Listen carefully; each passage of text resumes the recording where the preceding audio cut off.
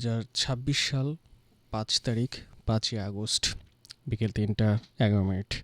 আজ থেকে ঠিক 2 বছর আগে যদি এই সময়টাতে আমরা ঘুরে যাই তাহলে এই সময়টা আসলে কতটা উৎসব মুখর বাংলাদেশের জন্য ছিল সেটা আমরা যারা বাংলাদেশে আছি আমরা সবাই জানি। কিন্তু দেখতে দেখতে 2 বছর কেটে গেল এবং 2 বছর পরে এসে আজকে যখন এই দিনটা বিভিন্নভাবে রাষ্ট্রীয়ভাবে উদযাপন হচ্ছে, সেখানে পিপল স্টুডিও আপনাদের জন্য স্পেশাল বেশ কিছু শোয়ের আয়োজন করেছে, যার মধ্যে এই মুহূর্তে আপনারা শুনছেন রক্তাক্ত 36শে জুলাই। এই রক্তাক্ত 36শে জুলাই নামটা যদি আমরা ব্যাখ্যা করতে যাই তাহলে আমার মনে হয় যে রক্তে মাখা একটা ইতিহাস টেনে নিয়ে আনতে হবে। এবং এই ইতিহাস আজকে আমি একা বলবো না, আমার সাথে একদম স্পেশাল গেস্ট আছেন এবং উনি আজকে আপনাদের সাথে উনার ব্যক্তিগত এক্সপিরিয়েন্সটুকু শেয়ার করবেন। এবং সেই সাথে আমি আপনাদেরকে বলে দিতে চাই যে আপনারা যারা পিপলস রেডিও 91.6 FM রেগুলার শ্রোতা আছেন তারা অবভিয়াসলি জানেন, এবং যারা এখনও পর্যন্ত জানেন না তাদেরকে বলছে একটা লাইভ ফোন কলে আপনারা চাইলে যুক্ত হতে পারছেন। নাম্বারটা হচ্ছে 09644500500। আবারও বলছি 09644500500। এবং এই মুহূর্তে আরেকটা অদ্ভুত বিষয় হচ্ছে, রেডিও একটা সময় আমরা কান পেতে থাকতাম যে কখন আরজের ভয়েসটা শুনবো, আরজে দেখতে কেমন, আর যেটা না জানি কেমন। কিন্তু এখন কালের বিবর্তনে আসলে রেডিও দেখাও যাচ্ছে। সো আপনারা যেটা করতে পারছেন, সোশ্যাল মিডিয়াতে আমাদের পিপলস রেডিও 91.6 FM এর যে পেজটি আছে, অফিসিয়াল পেজ, সেখানে গিয়ে আপনি চাইলে ডেফিনেটলি কমেন্ট করে কানেক্ট থাকতে পারছেন আজকে। কারণ হচ্ছে ভিডিও অলরেডি কিন্তু লাইভ চলছে এবং সেখানে আপনারা চাইলে ডেফিনেটলি কমেন্ট করতে পারছেন। সো আজকে আমাদের সাথে একজন অতিথি আছেন, উনি ডেফিনেটলি আমাদের হচ্ছে একজন গর্বিত জুলাই যোদ্ধা। ওনার নাম হচ্ছে সাওবান মাতুব্বর।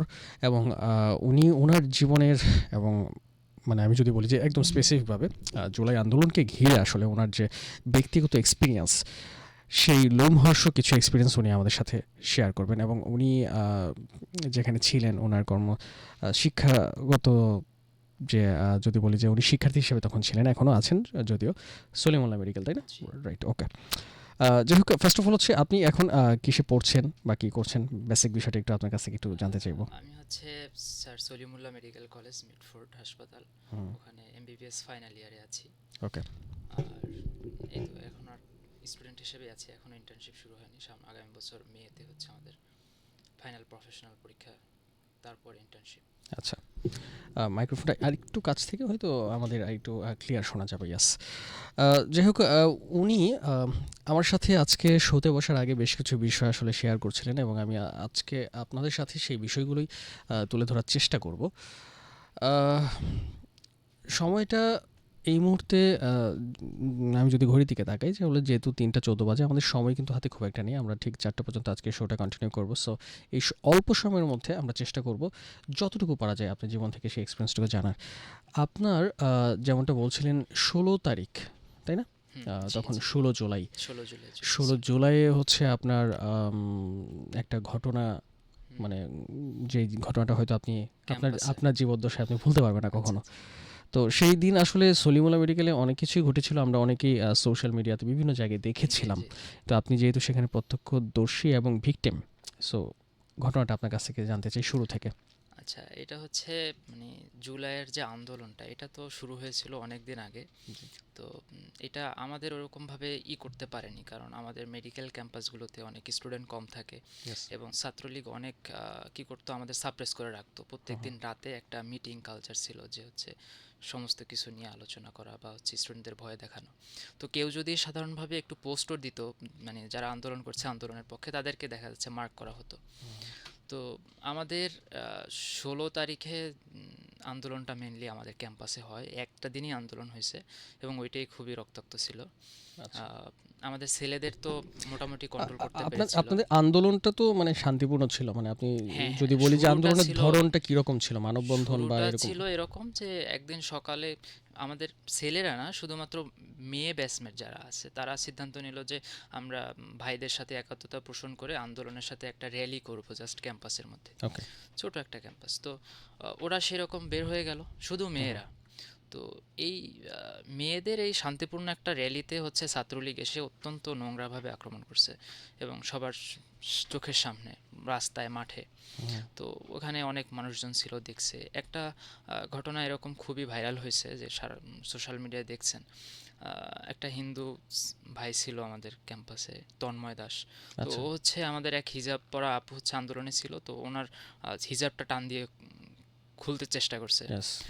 এইটা খুবই সেনসিটিভ ছিল আমাদের জন্য। হ্যাঁ, উনি মানে যার কথা বললেন হিন্দু ভাই, মানে উনি মূলত হচ্ছে ছাত্রলীগের ছাত্রলীগের পদ অ্যাক্টিভ কর্মী ছিল, একটি পদযুক্ত ছিল, পদযুক্ত ছিল। পদযুক্ত আচ্ছা, ছিল এবং হচ্ছে এখানে আপুটা আসলে ওইভাবে আমি পড়ে আমি যায়। আমি একটু মানে লিসেনারদের উদ্দেশ্যে আসলে এই জিনিসটা একটু ক্লিয়ার করি আর কি। হ্যাঁ, একটা জিনিস, কিছু জিনিস আসলে সেনসিটিভ, তো যেমন হচ্ছে ওনার পরিচয় আসলে উনি ছাত্রলীগ কর্মী ছিলেন বা ছাত্রলীগ পদে ছিলেন, আমরা সেই বিষয়টাই আমরা আসলে ফোকাস করে কথা বলছি। আরেকটা বিষয় জি হচ্ছে জি উনি ধর্মের দিক থেকে হিন্দু ছিলেন, বাট হিন্দু মুসলিম কোনো ধর্মেই এই ধরনের কোনো কিছু বলা হয় না বা এই ধরনের কোনো কিছু উৎসাহিত করা হয় না জি সহিংসতার। জি তো সেই জায়গা থেকে আসলে উনি ওনার রিলিজিয়ান রিপ্রেজেন্ট করে এরকম পার্সোনালিটি ওনার মধ্যে ছিল না। হুম, তো সেদিক থেকে আমরা আসলে ওনার যে রাজনৈতিক পরিচয় সেই ব্যাপারটা নিয়ে আমরা কথা বলি। হ্যাঁ হ্যাঁ। হ্যাঁ, ওকে। তারপর হচ্ছে তো ওইটা মানে ওইটা বলার কারণ হচ্ছে রাজনৈতিক পরিচয়ের সাথে ওইটা আরেকটু ঘি ঢেলেছে আর কি, এরকম ওকে, একটা এটা অবস্থা এটা ছিল অনেকের মাথায় মাথার আসলে। মধ্যে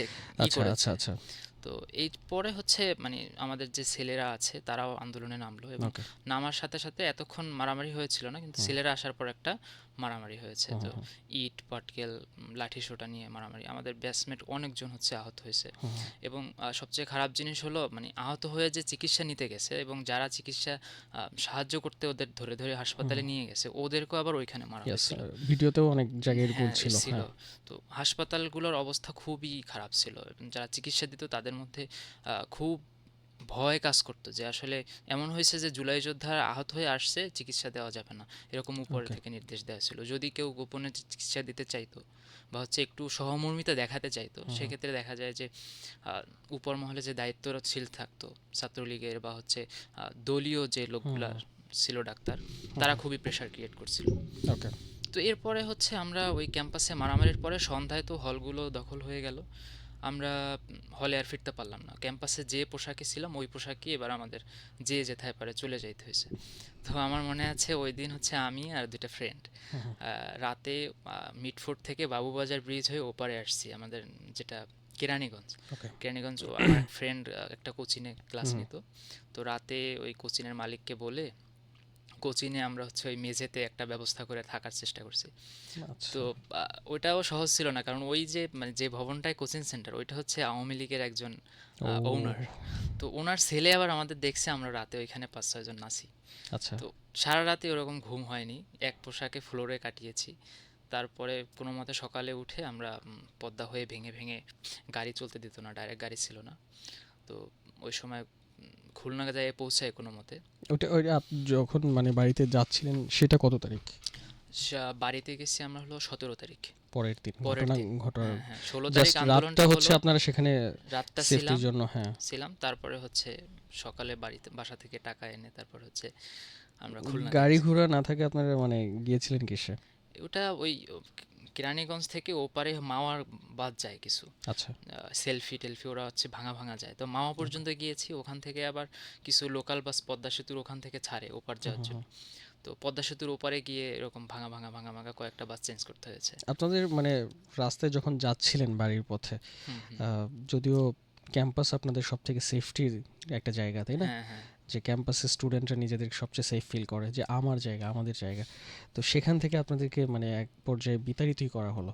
হ্যাঁ, তো সেই পর্যায়ে বিতাড়িত না আসলে মানে ভয়ে পালায়ে যাওয়া একরকম। অনেকটা, মানে হ্যাঁ, আপনি বাধ্য করা ক্ষতি আর কি। থেকে বাঁচা হুম, হুম। কোনোভাবেই সম্ভব ছিল না, কারণ যেতে আমরা যেতে কি এমনভাবে আপনাদের মানে এরকম মানে কোনো ভীতি বা ভয় আতঙ্ক এরকম কাজ করছিল রাস্তা? সবচেয়ে ভয় যেটা মাথায় একমাত্র চিন্তা ছিল হুম। যে আমরা যে কাজ করছি, আমাদের ওই সময় মাথায় ছিল না আসলে সরকার চেঞ্জ হবে বা সামথিং ইয়েস, সামনে কি হবে। ইয়েস। কিন্তু আমরা ওইটা করে ফেলার পরে মানে পিক অফ দ্য মোমেন্টে করে ফেলছি, হুম, হুম, কিন্তু হুম। বাড়িতে যাওয়ার সময় একটা রাত কাটানোর সময় রাতে এটাই চিন্তা আসছে যে যদি কোনোভাবে এই সরকার টিকে যায় হুম, হুম, হুম। ক্যাম্পাসে ফেরা সম্ভব না। এবং এই ইতিহাস ইয়েস। আছে যারা হচ্ছে হুম, হুম। ছাত্রলীগের মানে বিরোধিতা করতো তারা ক্যাম্পাসে আসলে মাইর খাইতো, বা ক্যাম্পাসে ইয়ার লস হইতো, অনেক বছর ঢুকতেই পারতো ঢুকতেই না। পারতো না ইভেন এবং আমি পরীক্ষাও পাশ হইতো না, আমার এমনও আমার আছে। নিজের ক্যাম্পাস জগন্নাথ বিশ্ববিদ্যালয়। তো সেখানেও আমরা একটা ঘটনা দেখেছি যেটা অনেকেই জানে, আলোচিত একটা ঘটনা।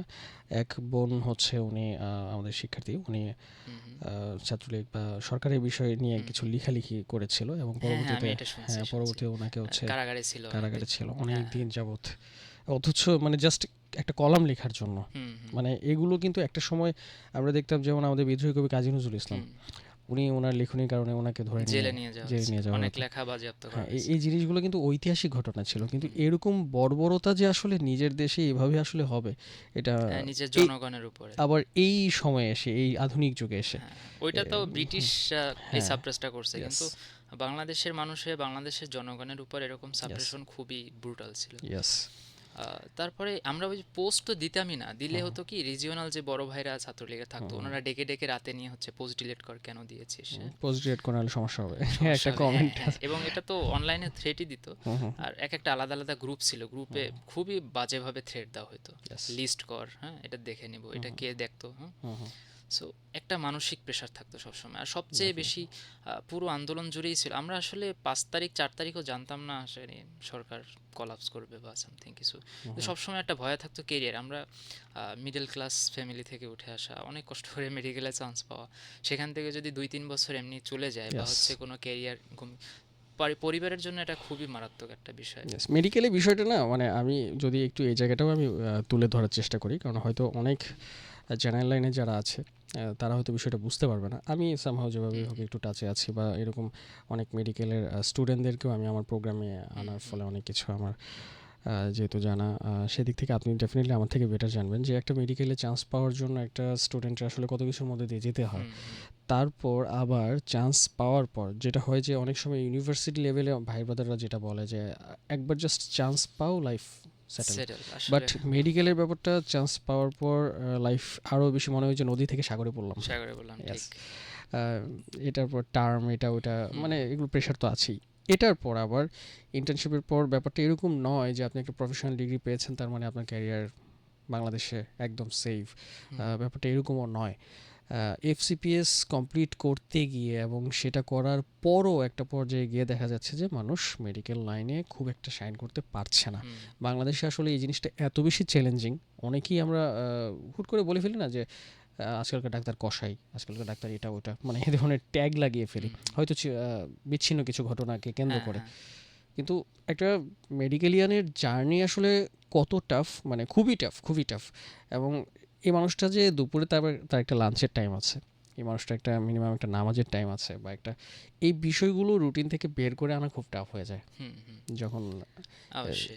সেখানে যখন আসলে এই ধরনের ঘটনা ঘটে যে আমার ক্যারিয়ার মানে একটা নষ্ট হয়ে যাচ্ছে নষ্ট কিনা হয়ে যাচ্ছে কিনা, বা তখন মানে একটা অনিশ্চয়তা চলে আসে। সারা জীবন একটা ড্রিম, একটা ফ্যামিলি হুম ড্রিম, হুম হুম পুরো ফ্যামিলি তো তখন একটা ট্রমার মধ্যে দিয়ে যায়। হুম হুম। তো আর আপনার তখন একটা ছিল যে কোনোভাবে যদি আপনাকে শিবির ট্যাগ দেওয়া যেত, এই যে তাহলে আপনি একদম ক্যাম্পাসে নাজায়েজ হয়ে যাইতেন, একদম এরকম একটা অবস্থা যে হারাম, তুমি ক্যাম্পাসে আর ঢুকবা না। যদি কেউ একটু দাঁড়িয়ে রাখে হ্যাঁ বা হ্যাঁ, একটু দাড়ি টাড়ি নামাজ থাকলে কালাম তো পড়ে, শুধু সন্দেহ হওয়াটাই যথেষ্ট, প্রমাণ ইয়েস, দরকার নেই। ইয়েস, তখন এমন অবস্থা ছিল। সো এটা অনেক বড় একটা ট্রমার মধ্যে দিয়ে গেছি।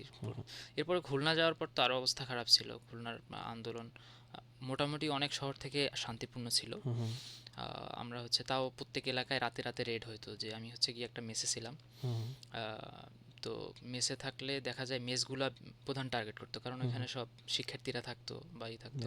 তো প্রত্যেক দিন রাতে 2টা 3টা এসে রেড দিত, লাইট টাইট বন্ধ করে এলাকায়। এটা অনেক জায়গায় হয়েছে। ওকে। তো আমরা দেখা যায় মসজিদে শুইতাম রাতের বেলা, এবং ফজরের নামাজ পড়ে আমরা কয়েকজন ফ্রেন্ড এটা মিলে কি আলোচনা খুলনায়? করতাম। খুলনায়। মানে আপনার বাড়িতে, মানে আপনার হোম টাউন আমি তো এক্সাক্ট? পড়াশোনা করেছি স্কুল কলেজ সব খুলনাতে, সো আমার ফ্রেন্ড সার্কেল বলেন সব কিছুই হচ্ছে আমার খুলনায়। ওকে। এই জন্য আমি হচ্ছে, আর আমাদের যে এলাকা ওখানে আন্দোলনটা ওরকম হয়নি। সো আমি চিন্তা করলাম বাড়িতে না গিয়ে আমি হচ্ছে এখানেই থাকি আর কি, আচ্ছা। আন্দোলনটা করার জন্য। ওকে। সো মাঝে হচ্ছে ইন্টারনেট তো একদম বন্ধ ছিল। আমরা করতাম কি হচ্ছে মেসেজে গ্রুপ করতাম, যে মোবাইলের যে মেসেজ আছে শুধু ওটাই গ্রুপ করা যায়। আমি আসলে এগুলো জানতাম না, ওই সময় জানছি কিভাবে হচ্ছে অফলাইনে যোগ কানেকশনটা তৈরি করা যায় লার্জ স্কেলে। আচ্ছা। তো আমরা হচ্ছে রাতে এরকম মসজিদের ফ্লোরে ঘুমাতাম, সকালে নামাজ পড়ে আলোচনা করতাম যে হচ্ছে কী করা যায়, আজকে কোনো মানে কর্ম পদ্ধতি আছে কিনা, বা হচ্ছে কোনো কর্মসূচি ঘোষণা হয়েছে কিনা সেন্ট্রাল থেকে, এটা তো জানার উপায় ছিল না। এই জন্য হচ্ছে আমরা ওই সময়টাতে কি কখনো রেডিও টিউন করেছেন আপনারা? এফএম শুনছি। এফএম শুনেছেন? হ্যাঁ ইয়েস। এফএম শুনছি।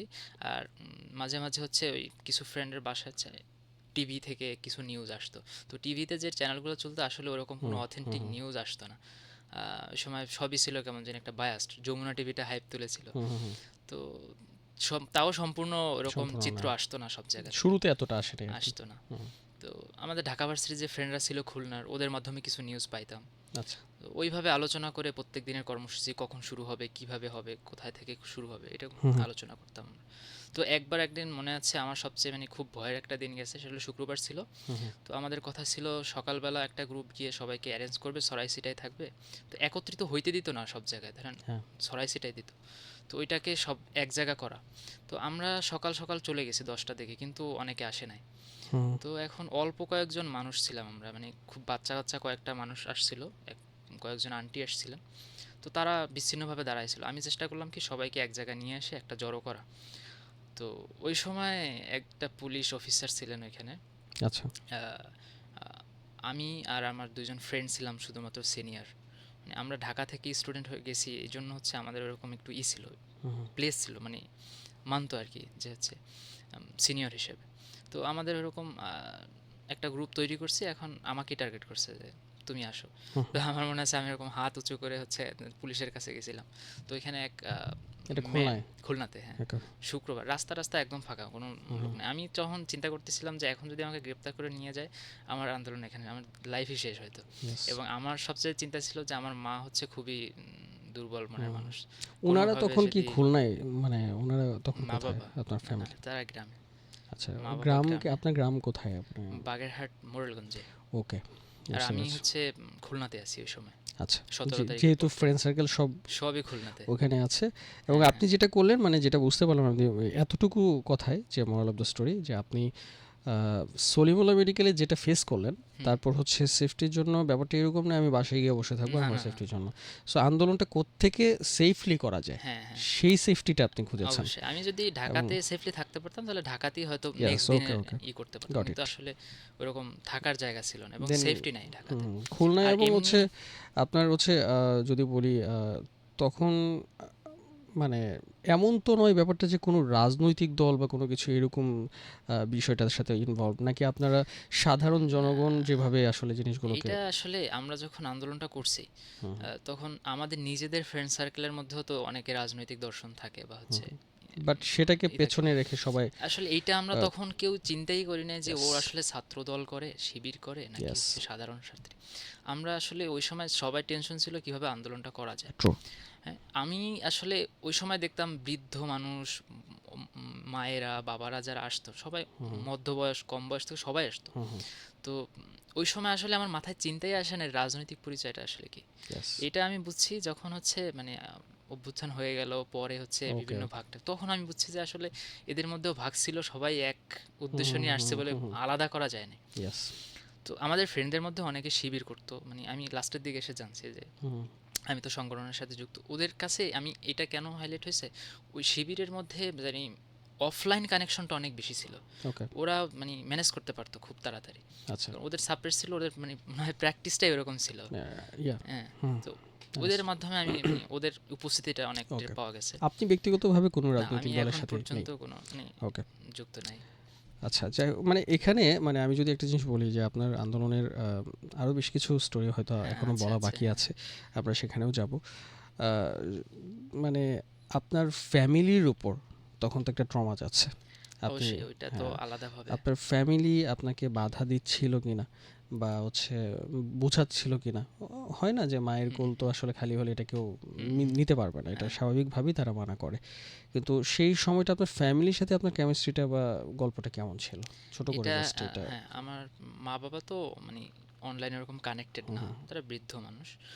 বড় ভাই মেনলি আমাকে লিড দিচ্ছিল যে আচ্ছা, পরামর্শ দেওয়া কি করা উচিত উচিত না, আমি হুম, তাকেই মানি। হুম, হুম, আর খুলনাতে আমার বড় বোন এবং বড় ভগ্নিপতির বাসায় থাকতাম। তো ওকে, রাতে মসজিদে থাকার জন্য ওইরকম বাসা থেকে আমাকে মানে করা, আটকায় রাখা, বা তবে নিষেধ করতো কোথায় গেছি কি করছি, তো আমি ফোন নিয়ে যাইতাম না। হুম, তো আমার হুম, মনে আছে আমি ঢাকা থেকে যে পোশাকে গেছি ওইটা পরে আসলে চলার মতো ছিল না, আমি খুলনা গিয়ে প্রথমে একটা পাজামা কিনছিলাম, ওই আচ্ছা, ঢোলা। তো হচ্ছে এই ফোন যদি আমি পকেটে নিয়ে যাই তাহলে দেখা যায় দৌড়ানো যায় না, হুম, মানে হুম, নড়ে, হুম, এবং হচ্ছে মানে চেকে হয়, আমি যদি যাওয়ার পথে ইয়েস, স্মার্টফোন থাকলে চেক হয়। তো এই জন্য আমি এই ফোনটা কখনো নিতাম না। তো এই জন্য আমার মানে আন্দোলনের ছবি টবি খুব কম, মানে ফ্রেন্ডদের হুম, কাছ থেকে যা পেয়েছি তাই। আর হচ্ছে এরকম ফোন দিলে ধরতামও না হুম, দেখা হুম, যায়। একসাথে বাসায় এসে বলতাম কি হয়েছে সারাদিন। এবং তারাও ইন্টারেস্টেড ছিল মানে আন্দোলনটা হোক বা হচ্ছে কি হচ্ছে হুম প্রতিদিন হুম আপডেট হুম রাখতো।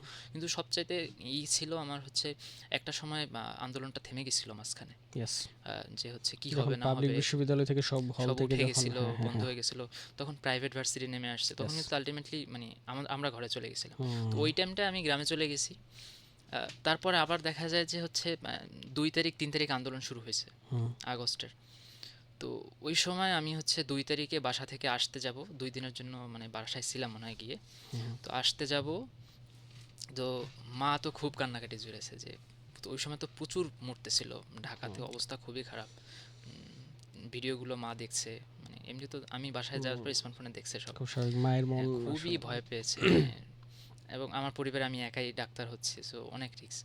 তো বাবা ওরকম কিছু বলতো না, চুপচাপ থাকতো, মানে নাও হুম বলতো না হ্যাঁও বলতো না। হুম কিন্তু যখন শুনছে যে আমি মানে খুলনা আসতেছি আবার ব্যাক করে 3 তারিখ, তখন তো মা কান্না জুড়েছে, তুই যাইতে পারবি না, কেন যাবি, কি দরকার, অনেকে আছে না, তুই না গেলে কি হবে, তখন একাই তো। 3 তারিখ 3 তারিখ, একদম পিক টাইম হ্যাঁ তখন। পিক টাইম, এবং পুরো ট্রান্সপোর্ট সিস্টেম কাট অফ করে দিচ্ছে, মানে ইয়েস, আপনি খুলনা মানে বাড়ি থেকে খুলনা আসবেন কোনো হুম বাসে আসতে হুম পারবেন না, বা খুলনা থেকে যা ঢাকা যাবেন ওইটাও সম্ভব না। হুম তো আমি হচ্ছে মানে বলছি যে বোনের অসুস্থ, বোন তোর খুলনায় থাকতো, আহ, বোন অসুস্থ, এই জন্য হচ্ছে আমি খুলনায় যাচ্ছি। হুম তো প্রেশারটা ছিল এটা যে প্রত্যেক মফস্বলে যে মানে আওয়ামী লীগের যে কমিটিগুলো ছিল, ওরা প্রত্যেকটা পয়েন্টে পয়েন্টে মানে বসে থাকতো এবং ঘুরে ঘুরে দেখতো যে কোন বাসায় কি হচ্ছে, কে যাচ্ছে কোথায়। হুম তো আমি যেহেতু ঢাকা থেকে আসছি, আন্দোলন করে আসছি, এটা ছড়াইছে।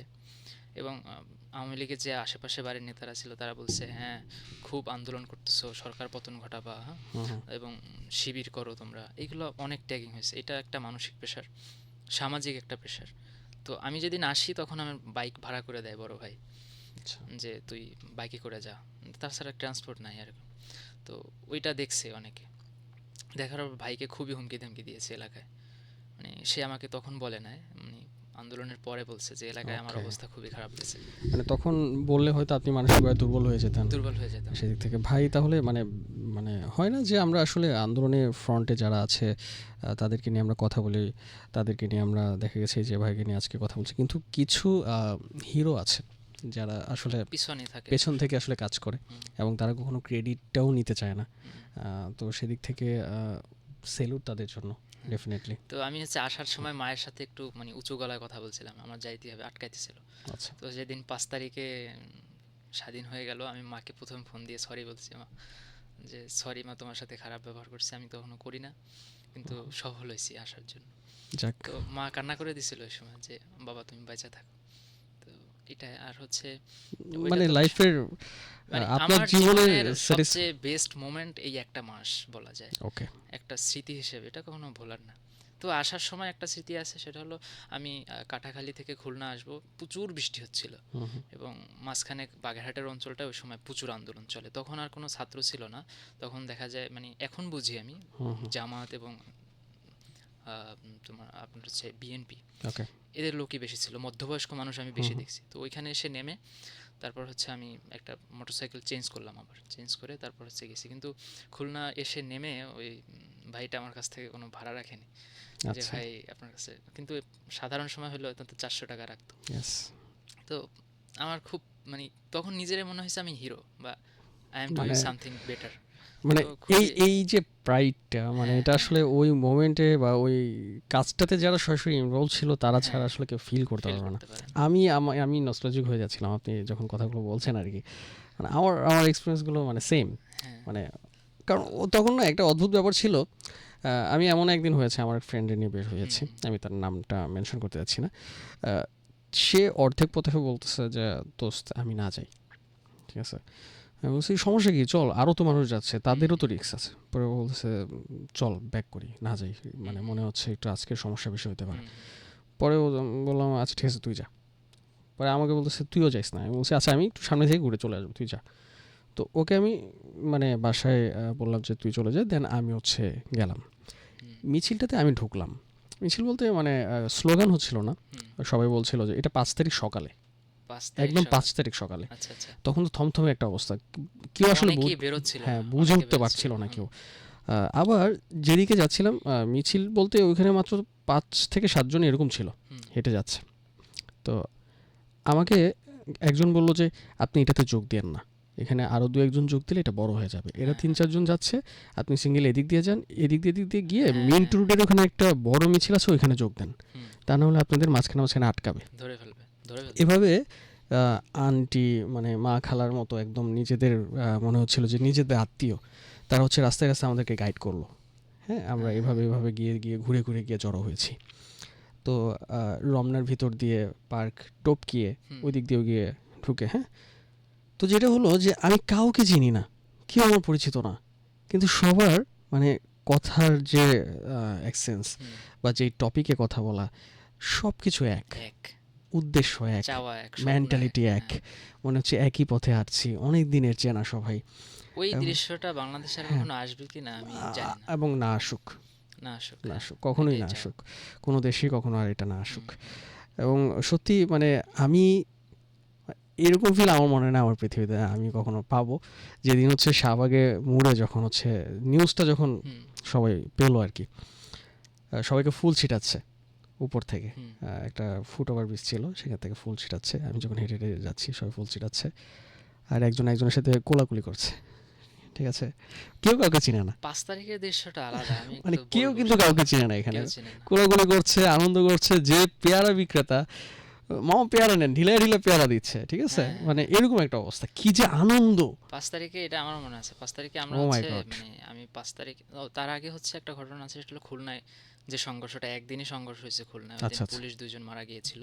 আচ্ছা। তো সামহাও হচ্ছে হ্যাঁ, আমি এটা বলব কিনা সেটা হলো আমাকে যে পুলিশটা ধরতে চাইছিল, হুম, তো হুম। ওইদিন তো আমি বলি নাই ঘটনাটা। সেটা হলো এক ম্যাডাম ছিলেন ওইখানে পুলিশের। তো উনি হচ্ছে আমাকে একটু সেফ দিয়েছিলেন যে, "আচ্ছা, এ বাচ্চা আচ্ছা, মানুষ ছেড়ে দাও।" আচ্ছা, আচ্ছা। এর সাথে অনেকগুলো মেয়ে বাচ্চা। আমার সাথে প্রায় ওকে। ১৫-১৬ জন হচ্ছে মেয়ে বাচ্চা ছিল, হ্যাঁ?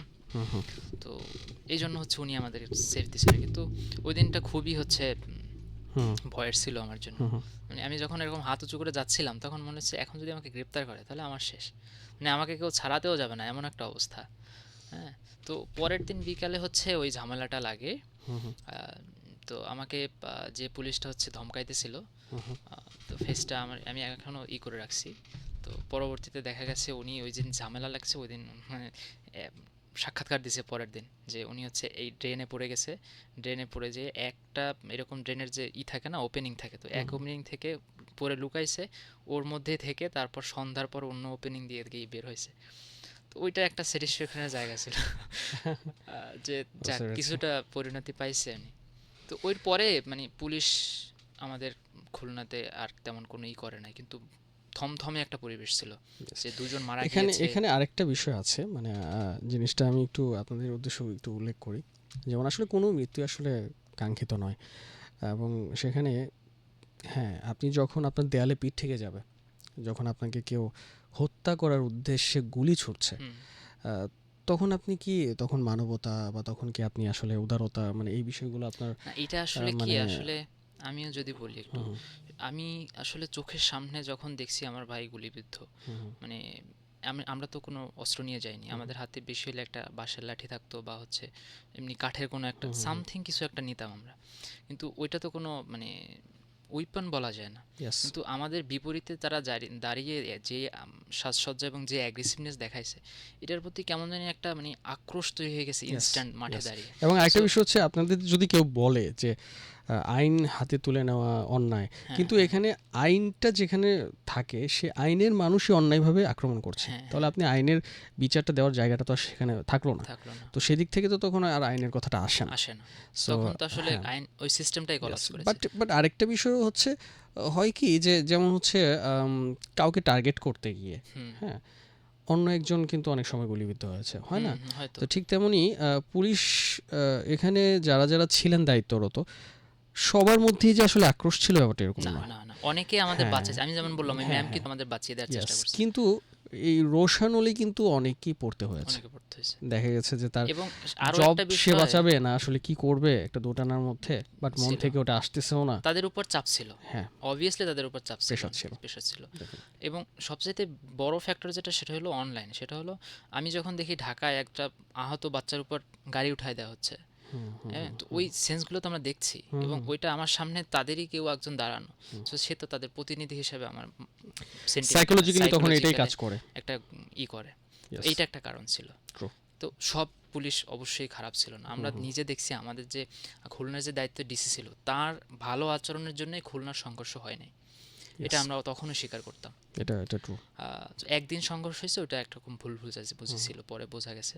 আচ্ছা তো পরে আমাদের আর সাথে পুলিশের সংঘর্ষ হয় না, একদম মাঠ থেকে উঠে চলে গেছে। আচ্ছা, খুলনায় ওই একদিনই হচ্ছে। একদিনই হয়েছে। ওকে। তো পরে আমরা হচ্ছে যখন 5 তারিখের ঘটনা, 5 তারিখে একটা গুজব ছড়ালো যে হচ্ছে আজকে আর কেউ মাঠে থাকবে না, সব ছাদে ছাদে পুলিশ গুলি করবে ছাদ থেকে। এরকম এটা একটা একটা গুজব আইডিয়া ছড়ানো ছিল, হয়েছিল বুঝেছো, যে ছাদে থাকবে এবং সবাই সব। ভয়ানক একটা ভীতিকর একটা পরিস্থিতি পরিস্থিতি। সৃষ্টি করা হয়েছিল। এখন 5 তারিখ 11টা পর্যন্ত আমরা কেউ বেরোচ্ছি না, ইয়েস।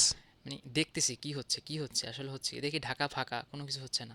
তো খুলনায় আসলে নামবো কিনা আমরা। তো পরে 12টার দিকে আমরা চিন্তা করলাম নামি, যাই দেখি কি হয়। তো নামলাম, দেখলাম যে কোনো পুলিশ, ভয় অনেক কিন্তু কোনো পুলিশ আটকাচ্ছে না। তো গাড়িতে আস্তে আস্তে গেলাম স্পটে, গিয়ে দেখলাম অনেকেই আসা শুরু করছে তখন 12টার দিকে। তো 12টা থেকে 1টা পর্যন্ত আমরা খুব ভয়ে ভয়ে রাস্তায় দাঁড়াইছি, সব ছাদে ছাদে খেয়াল রাখতেছিলাম যে ছাদ থেকেই মনে হয় মারবে, কোনো রাস্তায় কোনো পুলিশ নাই। তো পরে হচ্ছে 1টার পরে নামাজ পড়ে বের হয়েছি 1:30টায়, তখন একটু ফুসফুস শুনি যে হচ্ছে চারপাশে, আমি তো ফোন নিয়ে যাইনি, যে নেট পাওয়া যাচ্ছে এবং সেনাবাহিনী ক্ষমতা গ্রহণ করবে এরকম একটা আলোচনা, বা শেখ হাসিনা মানে পালিয়ে সেনাবাহিনী যাবে, ঘোষণা দিবে, এরকম ঘোষণা একটা দিবে সামথিং এরকম জাতির অনেক। উদ্দেশ্যে। তো তখন আসলে অনেক রকম চিন্তা অনুভূতি কাজ করতেছিল আসলে। মানে একটা আশার আলো আমরা তো আসলে জ্বলে চিন্তাই জ্বলে। করি না এইরকম কিছু হবে আসলে। ইয়েস। আমরা যখন আন্দোলন শুরু করি কেউ চিন্তা করে, এমনকি আমি যেটা পরে বুঝছি যে আমাদের যে সমন্বয়ক, সেন্ট্রাল সমন্বয়ক ছিল, তাদের মাথায়ও কোনো লম্বা রোড না, বিপ্লবে যেটা থাকে যে হচ্ছে আমি এটা করব, তারপর এটা হলে এইটা থাকবে, এটা ছিল না। এটার প্রতিফলন আমরা পরবর্তী সরকার গঠনে গিয়ে দেখছি, তারা সিদ্ধান্তহীনতায় ভুগছে। ওকে। কেউ শহীদ মিনারে ছিল, কেউ হচ্ছে আবার সরকার গঠন করতে গেছে ওইখানে ছিল। এবং এটা হয়েছে হলো আমরা কেউই আসলে এরকম বুঝতে পারিনি যে আসলে এটা সম্ভব।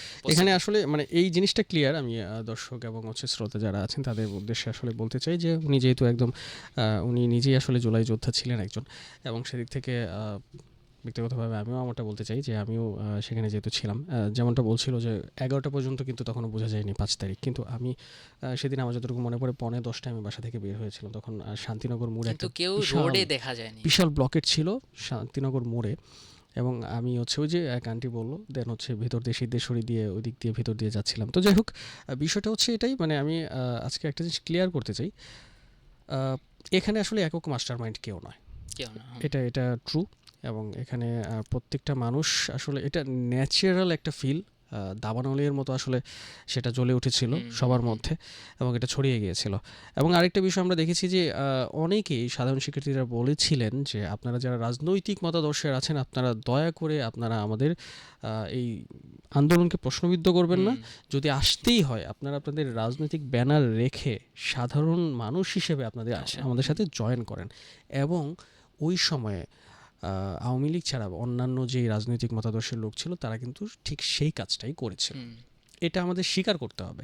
এবং তারা তাদের ব্যানারে আসেনি, তারা তাদের রাজনৈতিক পরিচয় আসেনি, বাট তারা ছিল, এবং এইটাই মনে হয় সবচেয়ে বুদ্ধিমানের কাজ ছিল। হ্যাঁ এটাই হচ্ছে। আমি হচ্ছে আন্দোলনে পুরো মানে ওরকম ক্লাস করে আলাদা করা যায় এই চিন্তাই মাথায় আসে না।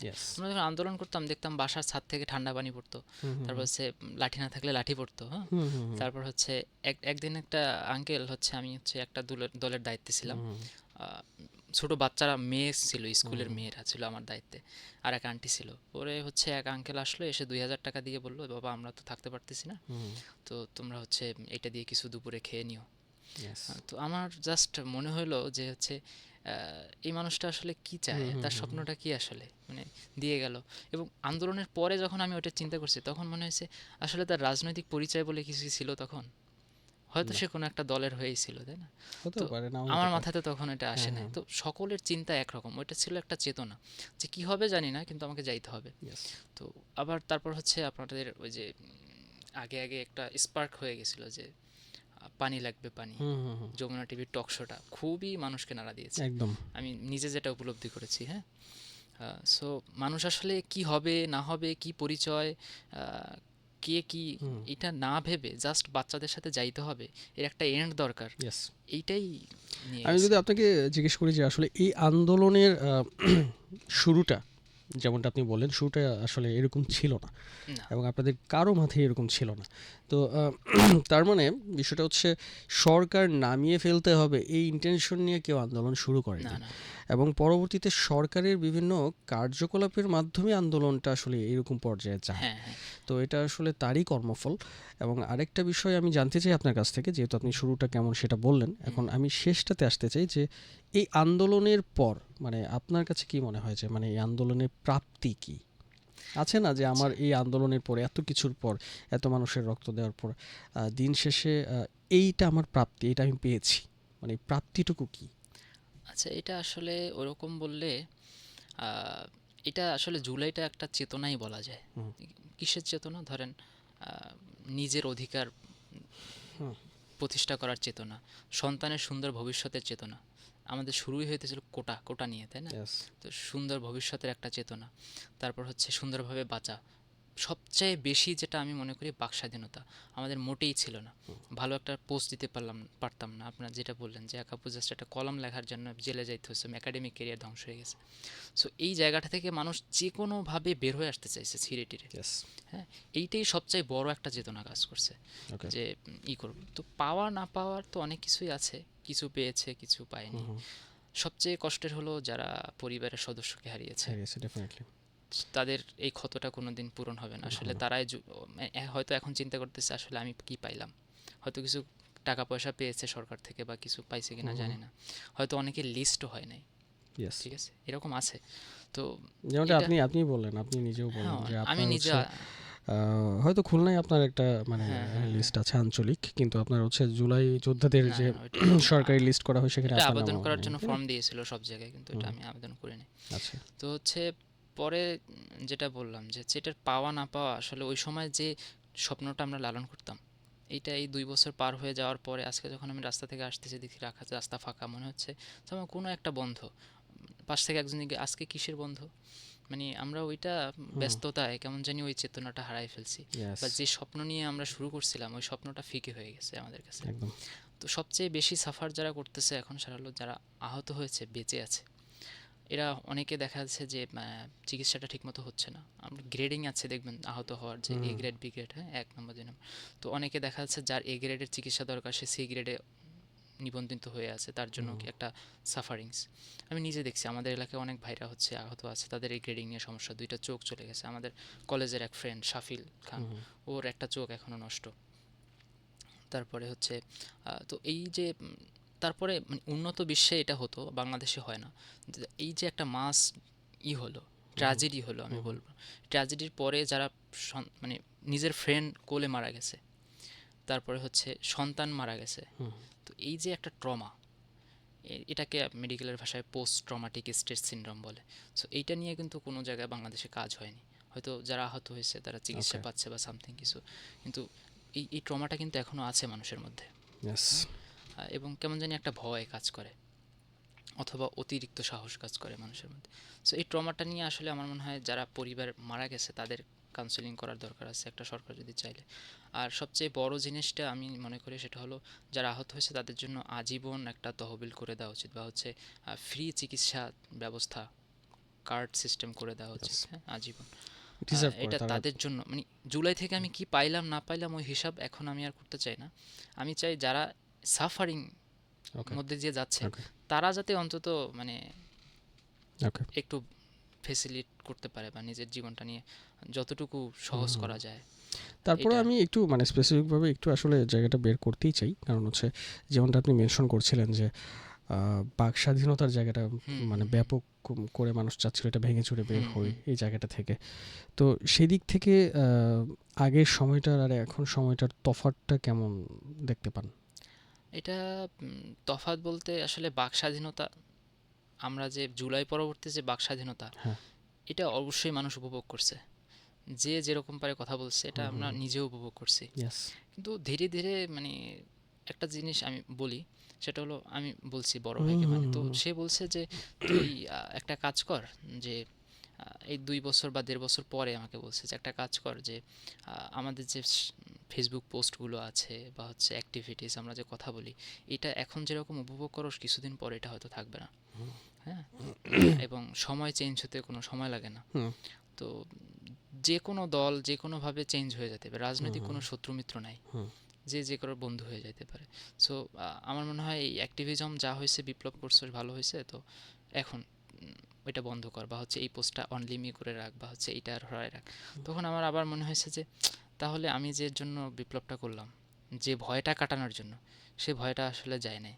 এবং আমার এখন এসে মনে হচ্ছে আসলে সেই ভয়টা আছে, মানুষের মধ্যে এখনও আছে, এবং সেটা পুরোপুরিভাবে যায় না। যে ধরেন আমাদের গণতান্ত্রিক দেশ, ওয়েস্টার্ন যে গণতন্ত্র বা হুম হুম ডেমোক্রেসি যে হুম প্র্যাকটিসটা দেখি, হুম যে প্রেসিডেন্টের সামনে বসে যেভাবে সমালোচনা করা যায়, ওই প্র্যাকটিস তো বাংলাদেশে নাই। হুম হুম তো কিছুদিন আগে হচ্ছে আমি দেখলাম যে হচ্ছে বিদ্যুৎ বিল আসতেছিল অনেক বেশি, এটা নিয়ে হুম অনেক পোস্ট হুম টোস্ট হুম হয়েছে। হুম হুম হঠাৎ করে বিদ্যুৎ বিলের যে বোর্ড এসে বললো যে এরকম বিভ্রান্ত ছড়ানো হচ্ছে, ব্যবস্থা নিব, একটা হুমকি দিল। তো অনেকেই এসে রিয়াকশন দিছে যে এই হুমকি দেওয়া শুরু হয়েছে। হুম তো এটা আসলে মানে যারাই পৃথিবীতে যখনই ক্ষমতায় ছিল তাদের মধ্যে একটা ভয় কাজ করে, এটা থেকে আসে। এটা আসলে মানে যারা থাকে না তাদের মধ্যে মনে হয় জানি অন্যভাবে দেখে, হুম হুম হুম কিন্তু যে স্টেজে থাকে ওকে, তার চিন্তা আলাদা। আপনার কথা ক্লিয়ার। মানে বিষয়টা হচ্ছে যে আমরা হ্যাঁ পরিবর্তন আমরা দেখেছি, ডেফিনেটলি হ্যাঁ, দেখেছি। পরিবর্তনের কারণ মধ্যে একটা দিয়ে গিয়েছি। একটা বিদ্রোহ বা একটা যখন একটা এরকম একটা আন্দোলন হয় এবং তারপর যখন সফলতা আসে, সফলতা মানেই তো আমাদের কিছু একটা অ্যাচিভ হয়েছে। কিন্তু এই অ্যাচিভমেন্টটা আবার ফ্যাকাশে হয়ে যাওয়ার একটা সম্ভাবনা থাকে। হুম তো সেই শঙ্কা থেকে আসলে আমাদের যেটা করতে হবে যে আমাদের কনসার্ন থাকতে হবে, যেমন হচ্ছে আওয়াজটা সবসময় একত্ববাদ, মানে সবাই একসাথে ওঠানো হুম হুম আওয়াজটা। হুম আপনি আমি একা একা কথা বলছি, হয়তো টার্গেট হতে পারি, হুম কিন্তু যখন পুরো দেশ একসাথে আওয়াজ দিবে, এই হুম প্র্যাকটিসটা মানে একদিনের জন্য নয়। ব্যাপারটা এটা কোনো ট্রেন্ড নয় যে হুম হুম জুলাইয়ে একটা আন্দোলন ছিল, একটা ট্রেন্ডে আমি চলেছি গিয়েছি, এটা কোনো কন্টেন্ট নয়। হুম তো সেদিক থেকে আমার মনে হয় যে এই প্র্যাকটিসটা, এই দেশপ্রেমটা যদি আমাদের সবার সবসময় থাকে, তাহলে হয়তো আমরা একটা সরকার সে না চাইতেও অনেক সময় দেখা গেছে দোষ ভুল ত্রুটি করে ফেলে, কিন্তু আমাদের সরকার, হুম তো আমাদের উচিত মানে আমাদের সেই কনসার্নের জায়গা থেকে তাকে যেন ভুল পথে হাঁটতে না দেই, হুম এবং সেই প্রেশারটা এবং সেই গঠনমূলক সমালোচনাটা এটা সম্মিলিতভাবে সবাই যেন অ্যাক্টিভ থাকি, কারণ এই হুম দেশটা আমাদের সকলের। আমরা চাই এই দেশটা দিন শেষে আসলে সোনার বাংলাদেশ হুম হোক। এবং লাস্ট আমি হ্যাঁ, যদি একটা কথা বলি, শিওর সেটা শিওর। হলো আমার মনে হয় যে আপনার মনে আছে কিনা আন্দোলনটা যেখান থেকে সবচেয়ে বড় হলো, হুম হুম তুমি কে আমি কে, রাজাকার রাজাকার। ইয়েস। সো আমি মনে হয় রিসেন্টলি আবার একটা ইন্ডিয়াতেও একটা আন্দোলন হলো, হ্যাঁ হ্যাঁ হ্যাঁ। মুরগি মানে ককরোচ, হুম হুম ককরোচ জানতো। আমার মনে হয় একটা বার্তা অন্তত শাসক সমাজের কাছে পৌঁছাইছে, সেটা হলো আপনি ট্যাগ। নিজের জনগণকে গালি দিতে পারবেন না। আমি ইয়েস। গালিই বলবো এটাকে। হুম হ্যাঁ, হুম হুম তো এটাকে আপনি নিজের জনগণকে ছোট করে গালি দিতে পারেন না। ইয়েস। আপনি রাজাকার বলেছিলেন আমভাবে, প্রত্যেকে তো রাজাকার না। হুম হুম হুম সো ওইটা একটা গালি ছিল, ইয়েস। রাজাকার একটা অবভিয়াসলি গালি ছিল। তারপরে হচ্ছে ভারতে যেটা দেখলেন ককরোচ, এবং হুম হুম লাস্টের মোমেন্টে আপনি মোদি সাহেবের যে ভিডিওটা দেখছেন কিনা, যে এসে নিজেই করেছে হ্যাঁ হ্যাঁ হ্যাঁ। যে আমরা হাম সব এক হে, হুম আমরা হুম সবাই একভাবে। তো আমার মনে হয়েছে উনি বুঝতে পারছে বিষয়টা, গালি দিয়ে ইয়েস। আসলে কিছু হবে না, এবং এবং উনি ডেফিনেটলি আমাদের মন্ত্রী এই পদত্যাগ আন্দোলন করেছে। মঞ্চ পদত্যাগ করেছে, হ্যাঁ এবং হচ্ছে আমাদের সময় দেখা গিয়েছিল যে আমরা পদত্যাগ চাওয়ার পরেও কিন্তু কেউ পদত্যাগ করে নাই, হ্যাঁ তাই হ্যাঁ না? তখন আসলে এই ভুলগুলো থেকে কিন্তু ইন্ডিয়া মনে হয় শিক্ষা নিয়েছে, তাই না? হ্যাঁ হ্যাঁ ইন্ডিয়ার হ্যাঁ গভর্নমেন্ট হয়তো চিন্তা করেছে যে না, এগুলো হলে এটা পরিণতি আমরা দেখেছি পার্শ্ববর্তী হ্যাঁ হ্যাঁ দেশগুলোতে হ্যাঁ কি হয়েছে। তো সেখান থেকে একটা শিক্ষা নিয়ে তারা হয়তো তাৎক্ষণিক একটা সিদ্ধান্ত নিতে পেরেছে। হুম এবং আরেকটা বিষয় হচ্ছে আমরা আসলে আজকের জুলাইয়ের বিষয়গুলো নিয়ে আসলে যেই টপিকগুলো নিয়ে এখন পর্যন্ত আমরা কথাবার্তা বললাম, সেই বিষয়ে হয়তো আপনাদেরও অনেক কথা ছিল। আসলে ফোন কলে বলেছিলাম যুক্ত হব, আমি নাম্বারটাও বলেছিলাম, কিন্তু সময়ের সুযোগটা হয়ে ওঠেনি। ইভেন আমার কাছে মনে হচ্ছে যে এখনও যদি সুযোগ পাই তাহলে আরও 1 ঘন্টা যদি শোটা করতে পারতাম, আরও অনেক কিছুই আসলে জানা যেত। যেমন আরেকটা বিষয় আমি একটু তুলে ধরি, যেমন হুম হচ্ছে আমরা যারা জুলাই যোদ্ধা বা আমরা যারা সেই সময়টাতে অ্যাক্টিভ ছিলাম, যেমন হচ্ছে আপনার বড় ভাই যে বিষয়টা হুম বললো, হ্যাঁ উনি নিজেই তো আসলে কত অ্যাক্টিভ ছিল, কিন্তু উনি কিন্তু বলছে যে এগুলো অনলিমি করে দিতে। তার মানে হচ্ছে একটা একটা ভয় বা একটা ভীতি, হ্যাঁ মানে অদৃশ্য একটা টেনশন বা একটা টেনশন, আশঙ্কা, আশঙ্কা। যে যদি কিছু হয়ে যায়, যদি কিছু হয়ে যায়। তো এই যদি কিন্তুর বিষয়টা আসলে টোটালি আসলে এই জায়গাটা আমরা যতই বলি না কেন হুম ডিপেন্ড করে হুম সরকারের উপর। এবং এটা আমি বলি সেটা হলো এই ভয়টা আরও বেশি কাজ করা শুরু করছে যখন আমরা আহ, জুলাইয়ের অনেক জনপ্রিয় মুখ হাদি ভাইকে হারালাম, কিন্তু ইয়েস। আসলে কোনো বিচার বা কোনো হলো না। হ্যাঁ, হ্যাঁ। এত বড় মানে সাপোর্ট পেয়েও একটা জনগণকে একটা দেশের জনগণের এত বড় সাপোর্ট পেয়েও আসলে কোনো ধরাছোঁয়ার বাইরে মানুষ হুম, এত হুম, আধুনিক যুগে এসে এটা আসলে একটা কনসার্নের জায়গা, পাবলিক কনসার্ন। হুম, হ্যাঁ, হুম, তো আসলে এই জায়গাগুলো দেখলে আমার মনে হয় প্রত্যেকটা সরকার আসলে তার জনগণকে কিভাবে ওন করে, হুম, হুম, হ্যাঁ, যে তার যে জনগণ আছে তাদের চাওয়া পাওয়াকে কিভাবে ওন করে, এইটাই তার আসলে সত্যিকারের শাসক হয়ে ওঠার শাসক মানদণ্ড হয়ে হওয়া ওঠার উচিত। মানদণ্ড। গলা চেপে ধরে আসলে শ্মশানে বেশি দিন থাকা যায় না। বেশিদিন থাকা যায় না। এবং আরেকটা বিষয় হচ্ছে যেমন যেমন হাদি, যে উনার ঘটনাটা আসলে মনে হইলে আমাদের মধ্যে একটা ভীতি তৈরি হয়। হ্যাঁ, উনার যে ঘটনাটা মানে একদম তখন তো আর আওয়ামী লীগ সরকার মানে সরকারেও নাই, তাই না? না, গভর্নমেন্টে নাই। নাই, ওই অবস্থাতেও তারা এই ধরনের মানে অঘটন ঘটাতে পেরেছে। ঘটাতে পেরেছে সো এবং কোনো বিচার হয় না। হ্যাঁ, বিচার হয় না। এবং আরেকটা বিষয় হচ্ছে হাদি ভাইয়ের হত্যাকারী এবং হচ্ছে পুরো জুলাই আন্দোলনের হত্যাকারীদের যে নির্দেশক, হুম, হুম, যাই বলি না কেন, শেখ হাসিনার কথা বলি বা হচ্ছে হাদি ভাইয়ের যে হত্যাকারী যাকে ডিটেক্ট করা হয়েছে, হুম, তারা সবাই যেই জায়গাটায় আছে, হ্যাঁ, আমরা যেমনটা জানি সেফ যে হাউস, পার্শ্ববর্তী দেশ, তো এটা একটা অনেক বড় ইস্যু যে আমাদের, কনসার্নের জায়গা। হ্যাঁ, অনেক বড় কনসার্নের জায়গা যে আমার দেশে, আমার দেশের মানুষ হোক বা বাইরের মানুষ হোক, আমার হুম, দেশের কোনো একটা ক্ষতি করে সেফ জায়গাটা পাচ্ছে সে আমার পাশের চলে দেশে, যেতে পারে, হ্যাঁ। তাই না? এবং আমার পাশের দেশ এই জিনিসটাকে খুব অফিসিয়ালি তাদেরকে ব্যাকআপ দিচ্ছে। হুম, সো এটা খুব সেনসিটিভ একটা জায়গা। এবং আরেকটা বিষয় সেটা এটা হলো আসলে আমি জানি না সরকার আসলে এই ক্ষেত্রে কতটুকু অগ্রগামী বা এই ক্ষেত্রে কতটুকু কাজ করছে। কারণ হচ্ছে এটা যদি কন্টিনিউয়াসলি চলতে থাকে তাহলে সবার মধ্যে একটা মানে মেসেজ যাবে যে আমি যাই হ্যাঁ, করি হ্যাঁ, না কেন, আমি আমি যদি এর ধরনের একটা অঘটন ঘটাই দেন আমার জন্য, পার পেয়ে যেতে পারি। হাদি ভাই এই আমার কথাটা জন্য একটা জায়গা বলছিলেন যে আছে। আপনি আমার নিরাপত্তা দিতে হবে না, আপনাকে যদি মেরে ফেলা হয় তাহলে বিচারটা করেন, নাহলে পরবর্তীতে আর কোনো হাদি আসবে না। ইয়েস, এই কথাটা কিন্তু হাদি ভাই বলে গেছিলেন। Yes, yes. তো হাদি ভাইয়ের বিচারটা হওয়া একটা অত্যন্ত জাতীয় জরুরি, ব্যাপার, জরুরি খুবই জরুরি। জাতির জন্য। আর একটা ব্যাপার হলো আন্দোলনের পরে আমি হচ্ছে অ্যানিমাল ফার্ম বইটার সাথে পরিচিত হই। তার আগে আসলে আচ্ছা। বিপ্লব নিয়ে ওরকম কোনো চিন্তা ছিল না। মোস্ট অফ দ্য আমাদের জেনারেশনে সবটাই কেমন জানি একটা খেলাধুলা বা সোশ্যাল মিডিয়া নিয়েই ছিল। হুম। রাজনৈতিক চিন্তা বা এরকম সিরিয়াসলি মানে দেশ নিয়ে চিন্তা ভাবনা করার ইস্যুটা ছিল না। এবং এটাকে মনে করতো যে একটা রাজনৈতিকভাবে তারা দেখবে টক্সিক একটা টক্সিক ব্যাপার। জিনিসপত্র, হুম, হ্যাঁ। শুধুমাত্র ক্যাম্পাসে ওই যারা যাইতো পলিটিক্স নতুন করতো, ভর্তি হ্যাঁ। হইতো তারাই সাফার করতো, কিছুটা জানতো আর কি। হুম, হুম, হুম। বাইরের মানুষ কিন্তু এগুলো কিছু টের পাইতো না। ইয়েস। তো অ্যানিমাল ফার্মটা পড়ার পরে আমার মনে হয় প্রথম জাগলো যে আসলে আমি যাদের সাথে মাঠে আন্দোলন করছি, হুম, হুম, যারা আমার সেই যে লোকটা 2,000 টাকা দিয়ে গেল, যে মা উপর থেকে পানি ফেলাইলো, যার বাচ্চাটা মারা গেল, তারা আসলে জুলাই থেকে পাইলো কি, এবং কারা ক্ষমতায় আসলো তাদের আমি চিনি না। হুম, জুলাই পরবর্তী কারা দেশের দায়িত্ব নিল তাদের আমি চিনি না, এবং তাদের উদ্দেশ্য কি, তারা আসলে জুলাইতে কি করছে, হুম। হ্যাঁ, এবং তারা আসলে দেশকে ওইরকম ওন করে কিনা। তো অ্যানিমাল ফার্মটা পড়তে পড়তে আমার, আপনি পড়েছেন কিনা অ্যানিমাল না, ফার্ম, না, আমার জর্জ পড়া হয়নি। অরওয়েলের আমার পড়া হয়নি। ফরাসি বিপ্লবের পরবর্তী, উনি ফরাসি আচ্ছা, বিপ্লবের স্যাটায়ার করে এটা লিখছিলেন। পড়বো ইনশাল্লাহ। জি, রেফার আপনি, করেছেন যেহেতু। হ্যাঁ, হ্যাঁ। তো অ্যানিমাল ফার্ম বইটা পড়ার পর আমার মনে হলো যে না, যখন করেছি তখন তো প্রত্যেক রাতে তাহাজ্জুদ পড়ে আল্লাহ আজকে বাঁচাই দিও, হ্যাঁ, হুম, হুম, হুম, আবার দিনে সন্ধ্যার পরে আইসে ওরে হুম, শুক্রিয়া যে বেঁচে আসছি। হুম, তো তখন যে আল্লাহকে ডাকাডাকি, প্রত্যেকটা মানুষ 5 তারিখে আপনি যাকেই জিজ্ঞেস করবেন একটু ধর্মপ্রাণ, আমার সাথে এক আন্টি আন্দোলন করছিল খ্রিস্টান। হুম, হুম। তো তা সে দেখতে আমরা নামাজ পড়তে গেলে সেও প্রেরণা মানে প্রার্থনা করতো তার পদ্ধতিতে, আচ্ছা। তার ছোট ছোট বাচ্চাদের নিয়ে আসতো। তো প্রত্যেকটা মানুষ তার ধর্মের জায়গা থেকে প্রার্থনা করছে। কিন্তু বিপ্লব হয়ে যাওয়ার পরে কেমন মানুষ ডিসপারেট হয়ে গেল, কেমন জানি দেখলাম একটা চেঞ্জ, হুম, মানে বিজয় হয়ে গেছে মানে সব কিছু পেয়ে গেছি এরকম সামথিং একটা ভাবছিল। তো মানে বিজয় হলে অনেকের অহংকার আসে, সেটা হুম, থেকে হুম, পরিণতিও কিছু আসে।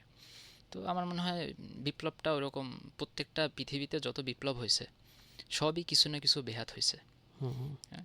কিছু কিছু ফলাফল আসছে, কিন্তু কিছু কিছু ক্ষেত্রে, ম্যাক্সিমাম ক্ষেত্রেই আমি বলবো বেহাত হয়েছে। ইয়েস। এবং এটা আসলে ফেরানোও সম্ভব না। হুম, হুম, কারণ দেখবেন যে মানে যে মানুষগুলো মারা গেছে, শহীদ হয়েছে, এদের লিস্ট যদি আপনি দেখেন, অধিকাংশই হচ্ছে লোয়ার ক্লাস, মিডল ক্লাস মানুষের। কোনো অত্যন্ত ধনী পরিবারের ছেলে মারা গেছে এই রিপোর্ট আপনি কোথাও দেখবেন না।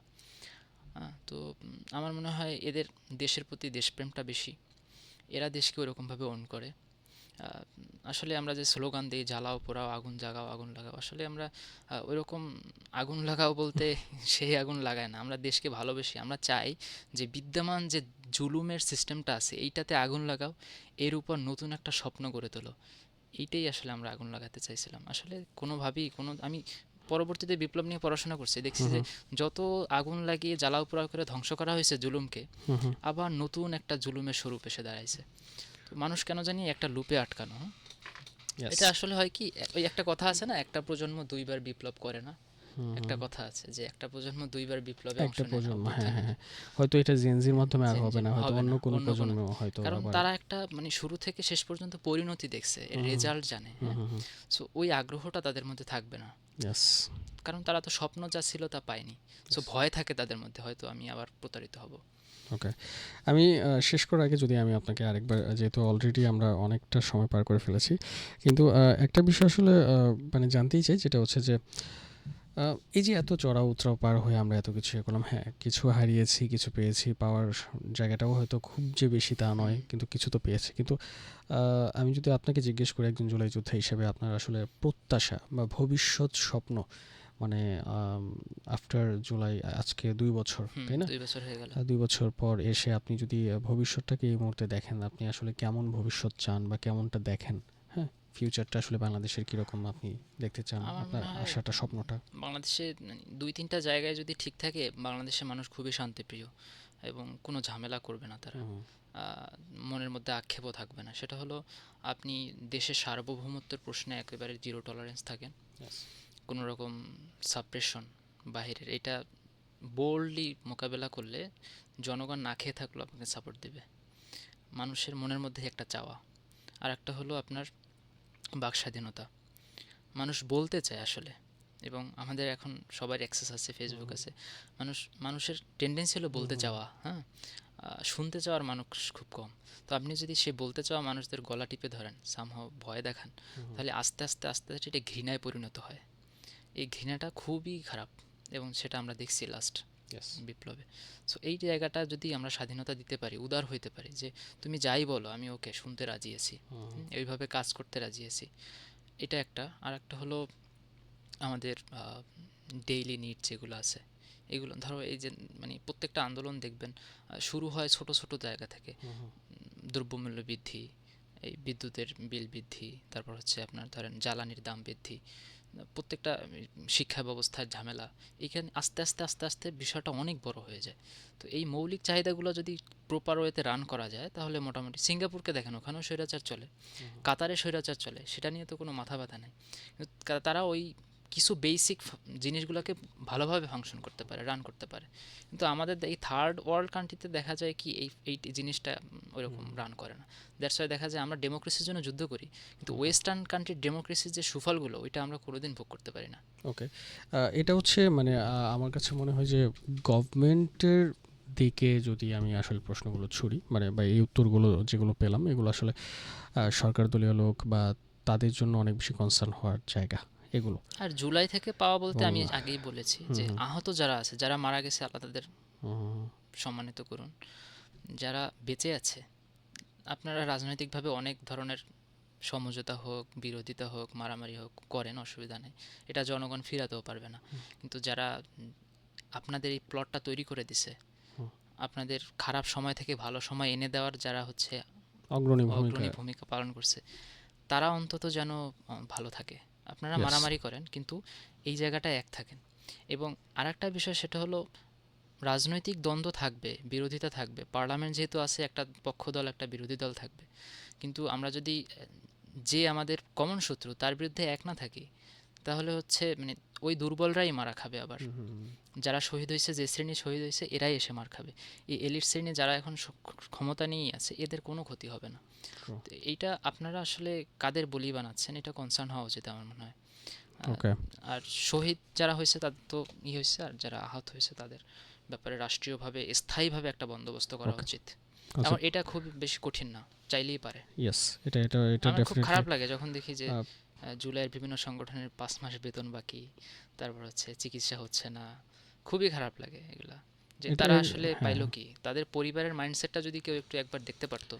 এটা এটা আমার মনে হয় যে গভর্নমেন্ট যদি এমন বলে থাকে যে না এগুলো তো আমরা উদ্যোগ নিয়েছি বা এগুলো এই করা হয়েছে সে করেছে, তাহলে তাহলে আমার মনে হয় যে উদ্যোগ যদি নেওয়া হয়ে থাকে তাহলে এই উদ্যোগের পর এই দায়িত্বগুলো যাদেরকে দেওয়া হয়েছে সেখানে কোনো ল্যাকিং আছে। হুম, আপনারা তাহলে সেই জিনিসটা অবজার্ভ করেন, আপনারা সেই জিনিসটা আসলে যদি ল্যাকিং থাকে তারা কেন আসলে ঠিকভাবে ডিস্ট্রিবিউট করছে না, এটা আসলে দায়িত্বটা তো গভর্নমেন্টেরই, তাই না? হুম, তো আরেকটা বিষয় হচ্ছে যেমন হচ্ছে অনেকেই আমরা বলি যে আসলে গঠনমূলক সমালোচনা দরকার বা গঠনমূলক এটা ওটা।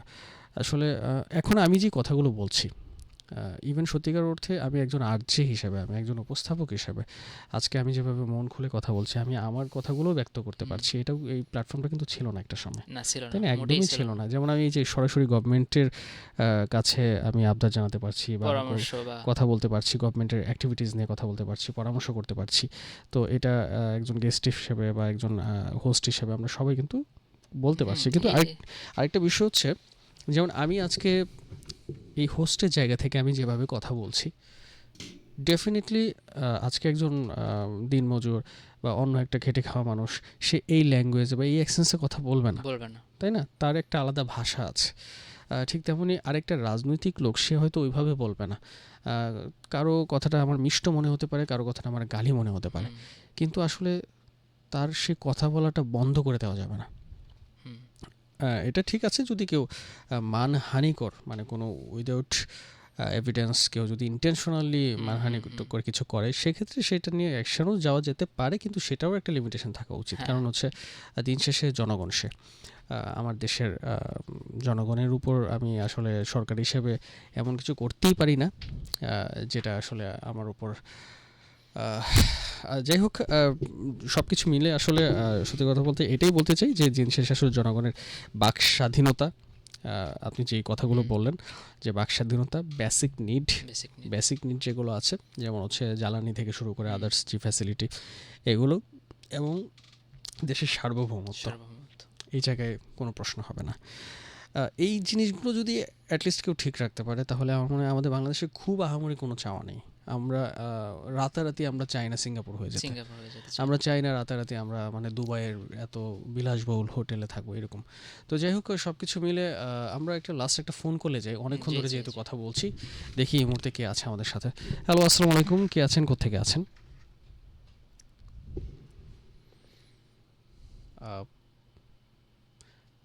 হ্যালো, হ্যালো, আসসালামু আলাইকুম। হ্যালো, আপনি কি শুনতে পাচ্ছেন আমাদেরকে? সালাম আলাইকুম। ওয়ালাইকুম আসসালাম। হ্যালো, জি, আপনি কি শুনতে পাচ্ছেন আমাদের? Hello, hello. জি, আমরা থ্যাংকস এ লট। আমরা থ্যাংক ইউ আমরা সো শুনতে মাচ। পাচ্ছি, হ্যালো। আমরা ক্লিয়ার শুনতে পাচ্ছি। আপনি কি বলতে চাচ্ছেন? শুনতে পাচ্ছি না। হ্যালো। ওকে, আচ্ছা দেখি আমি এই মুহূর্তে হ্যালো, এখন শোনা যাচ্ছে? এনিওয়েজ হয়তো আমরা নেটওয়ার্ক ইস্যু বা বিভিন্ন কারণে হয়তো আসলে কানেক্ট করতে পারিনি। আমরা দেখতে পাচ্ছি ফোন কলে আরও অনেকেই যুক্ত হওয়ার চেষ্টা করছে। যদি আপনারা আসলে যুক্ত হওয়ার চেষ্টা করে থাকেন তাহলে আমি আসলে নতুন করে যদি নাম্বারটা বলি তাহলে হয়তো আরও ফোন কল আসবে, কিন্তু আসলে সময়টা একদমই হাতে নিয়ে আমাদের শেষ করতে হচ্ছে আজকে। জি, জি। সো যাই হোক, উনিও ওনার শেষ বক্তব্য শেষ করলেন। উনি আসলে এই দেশকে আসলে কোথায় দেখতে চান এবং গভর্নমেন্টের উদ্দেশ্যে উনি কিছু কথা বললেন যেগুলো আসলে কনসার্ন থাকা উচিত বলে আমরা মনে করি। তো একজন জুলাই যোদ্ধা হিসেবে উনি যে কথাগুলো বলেছেন, আমারও আসলে যদি আমিও নিজে আসলে একজন জুলাই যোদ্ধা হিসেবে যদি নিজেকে বলি, যেহেতু ওই সময়টাতে আমি ছিলাম অ্যাক্টিভ, আমি সহমত পোষণ করবো 100% ওনার কথাগুলোর লাস্ট সাথে। আরেকটা কথা অ্যাড করি, সেটা প্লিজ, হলো শিওর, শিওর। আমাদের মেইন আন্দোলনগুলো হয় ভার্সিটি কেন্দ্রিক, হুম, হুম, হুম, ক্যাম্পাস কেন্দ্রিক। হুম, স্কুল কলেজের বাচ্চারাই শুরু করে। হুম। তো আমার মনে হয় ক্যাম্পাসে সাপ্রেশনটা বন্ধ করে দেওয়া উচিত সামহাও। ওকে, যে ক্যাম্পাস ভিত্তিক যে রাজনীতি আছে এটা সাপ্রেশনের জায়গায় নেয়, প্র্যাকটিস পর্যায়ে রাখুক।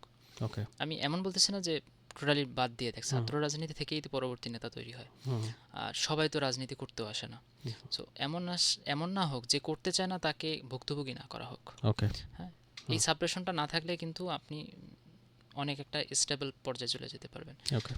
স্টুডেন্টদের সাপ্রেস করতে করতে করতে করতে তারাই তো পরবর্তীতে সামনে চলে যায়, হুম, সার্ভিসে আসে বা হুম, কোনো হুম, একটা পর্যায়ে আসে। হুম। তো তাদের মধ্যে ওই ঘৃণাটা থেকে যায়, একটা ট্রু। ট্রমা। একটা বাচ্চা ছোটবেলা মায়ের কাছে ছিল, ভার্সিটিতে এসেই একটা নির্যাতনের শিকার হলো, ওটা একটা ট্রমা। ইয়েস। এই জায়গাটা যদি সমাধান করা যায় তাহলে আমার মনে হয় অনেক সুন্দর একটা পরিবেশ তৈরি হবে আমাদের।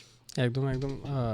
আমি আসলে মানে এখানে আসলে ডিনাই করার কোনো উপায় নেই। উনি যে কথাগুলো বলছিল সবকিছু আমাদের আসলে জনগণ বা হচ্ছে আমরা জুলাই যোদ্ধা বা আমরা যারা আছি আমাদের সকলেরই কথা এটা, যদি নিরপেক্ষভাবে আমরা বলতে চাই। এখন আসলে যেহেতু অনুষ্ঠানের শেষ পর্যায়ে আছি, সো জুলাইয়ের সময় একটা ব্যাপার আসলে আমরা মানে যদি স্মরণ করতে চাই সেটা হচ্ছে যে তখন মুক্তিযুদ্ধের কিছু ফিল আমরা জুলাই পেয়েছি। পেয়েছি। যেমন হচ্ছে স্বাধীন বাংলা বেতার কেন্দ্র যেভাবে আমাদের মুক্তিযুদ্ধে অনুপ্রেরণা হ্যাঁ। জুগিয়ে